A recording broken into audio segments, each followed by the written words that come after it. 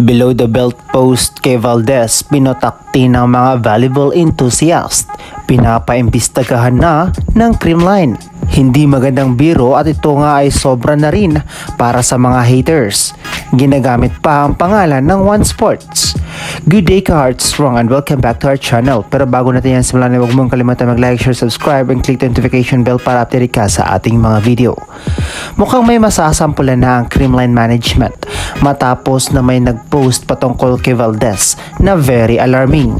Marami nga ang nagalit at naglabas ng kanilang sama ng loob sa isang post gamit nga ang pangalan ng One Sports.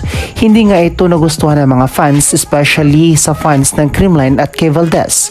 Very alarming nga ito dahil sa may caption na in loving memory, kung saan ay mukhang nagbabanta nga ito sa buhay ni Phenom Valdez. Maliban nga sa in loving memory ay nasulat rin sa caption na ito, pumanaw na ang isang volleyball player ng Creamline Cold Smasher na si Alyssa Phenom Valdez sa edad na 31 anyos ngayong araw, Biyernes, September 14. Nang gagalaiti nga mga fans ni Valdez sa galit at mukhang gusto nga nilang managot ang gumawa ng ganitong klaseng post. Isa nga sa ngayon sa topic sa X or any social media platform ang below the belt post na ito. Dahil nga sa umingay na ang issue na ito ay umabot na nga ito mismo sa management ng Creamline Cold Smasher at pinapahanap na nga nila kung sino ang nag-post nito. Ayon nga kay Alan Nacero sa kanyang ex, please send me this link to this post so we can investigate ASAP.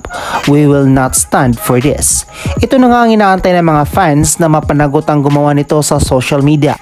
Isang banta nga ito sa lahat ng mga nagpo-post sa social media without thinking na mali ang kanilang mga pinaggagawa.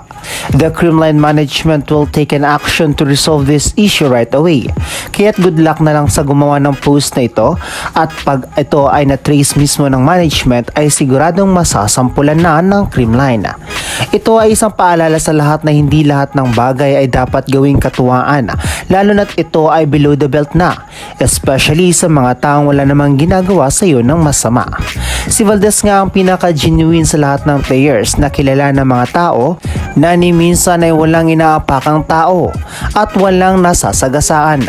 Isa nga si Valdez sa pinaka-humble lamang kaya't siya ay may pinakamaraming tagahanga ng volleyball fans. Sa ngayon ay tuloy-tuloy na ang investigation ng Creamline upang mapanagot ang may gawa nitong nakakaintrigang post ng isang netizen. Dapat bang ituloy ng Creamline na sampahan ng kaso ang gumawa ng issue na ito o hayaan na lang muna at pagbigyan? Ikaw ka Heartstrong, ano sa tingin mo? Comment down below. Hanggang dito na lang muna ka Heartstrong. Do not forget to subscribe and click the notification bell para update ka sa ating mga video.